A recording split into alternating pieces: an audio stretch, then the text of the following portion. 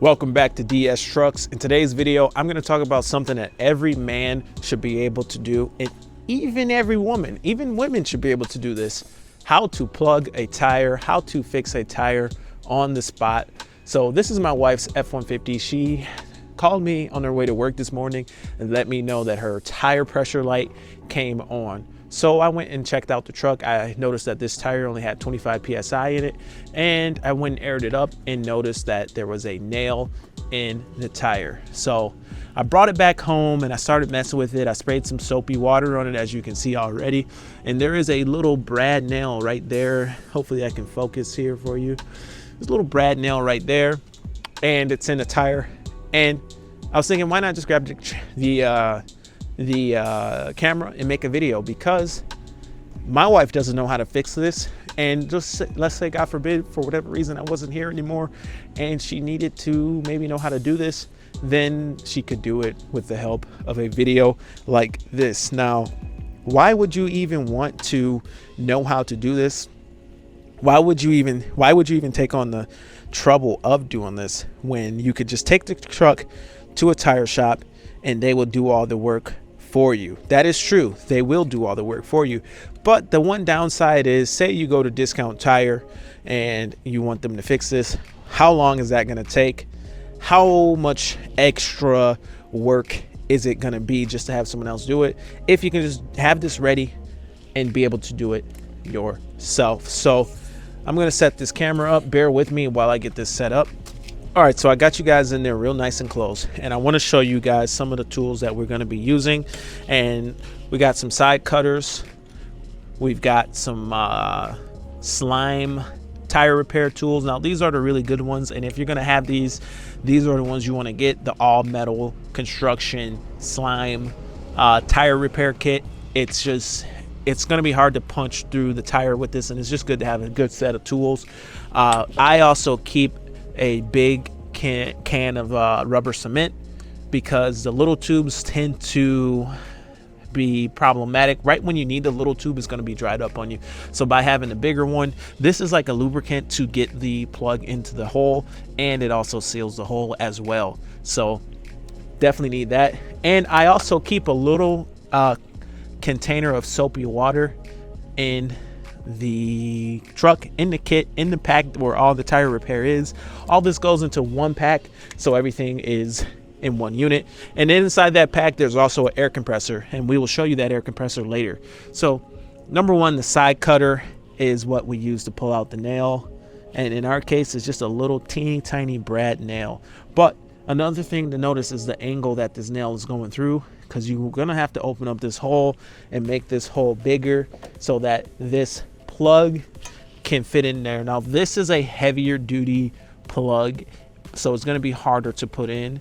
They do have skinnier ones, but these are more heavy duty. Now, when it comes to patching up the tire, you want to use some soapy water, even though we don't really need, you can't tell where the hole. The soapy water is going to tell us exactly where the hole is, so that we're punching our hole with our tool right where the hole already exists. So feeling for it, looking for it. Now, this is a super tiny hole, so it's hard to find. So I want to make sure I'm actually in that hole, and I'm just kind of letting it fall in there. And also, I'm looking at the angle that the nail was in the tire. It was going in at this angle. I want to follow that angle. I don't want to make a new hole. I want to follow the existing hole and just work that through. It's going to take some muscle, and it's going to take some patience, because these tires are thick. So just taking my time, turning it and working it, and it will make the hole bigger, and it's going to actually leak more, but it's just going to be a process. You can hear it kind of tearing the rubber, and just working it in.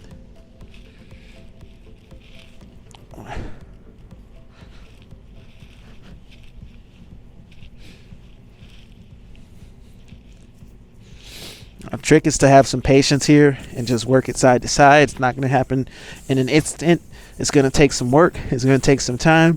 And like I said, this is a job for anybody, man or woman. So if you try to muscle it, then you might be working it too hard.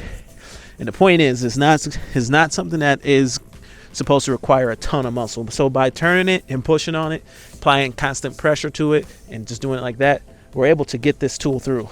Now, a couple things to know about plugging a tire. Not all tires can be plugged. Not all locations can be plugged. In order to plug a tire, you want an ideal hole, kind of like what we have here. We have a nail on the face of the tire. You cannot plug this area in the sidewalls here. That repair won't last, and it risks blowing out the tire. So that's why whenever you have the hole or damage in the sidewall here, they do not repair these at the tire shops, because there's liability issue, and the repair typically doesn't hold up well on the sidewalls. Now, there's different levels to this tire repair. This is a good repair for this application, but it's not the best. The best gold standard repair would be a plug from the inside out, with a patch included in the plug. That would be the ideal situation. It's actually called a donkey dick. I don't know if that's inappropriate or not to say anymore with the world the way it is, but that's what those are called. That being said, this tire, I think it's inflated to like 35 psi on this truck. So I don't know if that's lower. That's kind of what the other ones are at, and it's kind of a good comfortable spot for this tire. But if it was a heavier duty tire, if it was on my plow truck on the steer or something like that, I would go ahead and just take it in and get it plugged from the inside out. But this is how I plug my mower tires. They've all held up well. I know this kit well. I know it's going to hold up well and not going to have any problems for the life of the tire. And like I say, the trick is to really ream that out good, because we have larger plug going in. If you don't have a large plug going in, then you don't need to ream as much, but we are using an oversized plug, rubber cement, all that good stuff. So this is what you want. You want it to open it up, scuff up that surface a little, and open up the hole to allow the plug to fit in.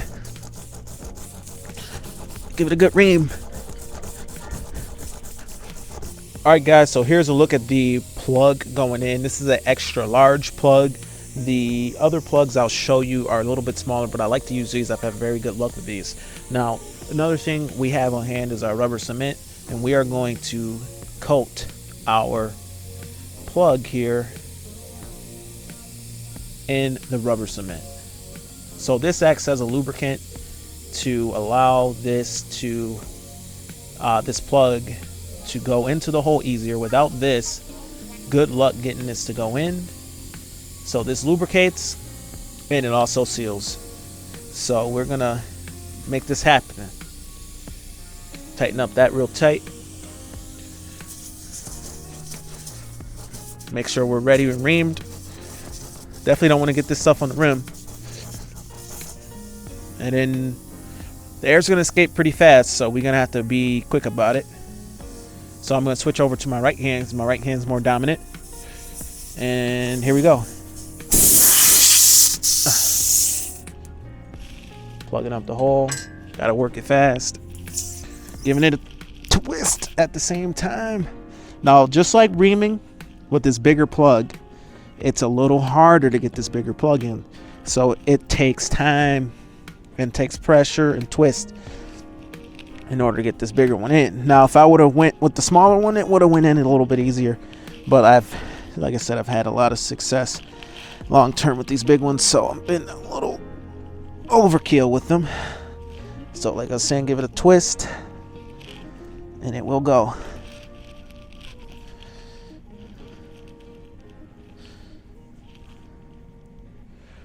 All right guys, so I got a razor. I'm gonna trim this down just like so.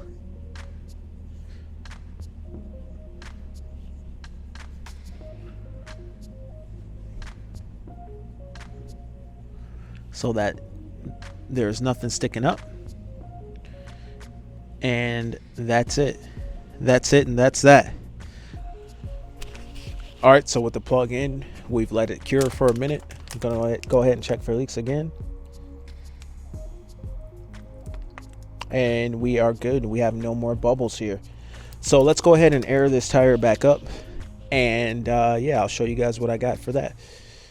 All right, so here's a look at our little air compressor that we actually picked up from Pep Boys years ago. It is powered from the cigarette lighter, and it goes up to like 150 psi. I don't know. It goes up to enough psi to do an F450 or do light truck tires, and that's the challenge with having a portable small, really small air compressor, is getting light duty truck tires. Like on an F250, they might need to be at 85 psi, and on a 450 they need to be at the same 85 psi, and your cheap little air compressors won't do it. This one, being powered from the truck, is always available. As long as I have a 12-volt cigarette lighter in the truck, I can have this in the vehicle and inside of a carrying case. Inside of that carrying case, we have our repair tools. I do want to retract what I was saying about these larger plugs. On truck tires, I think the cords and everything are just too thick to upsize the plug at all.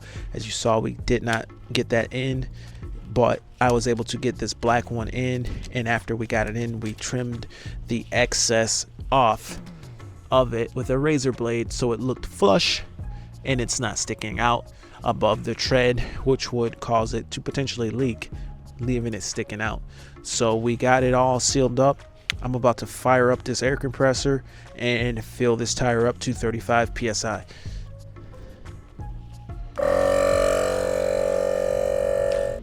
Alright guys, and that is it for the video. I just finished editing it, and I want to show you guys something. Check out my new office, guys. I've pretty much converted my garage into an office.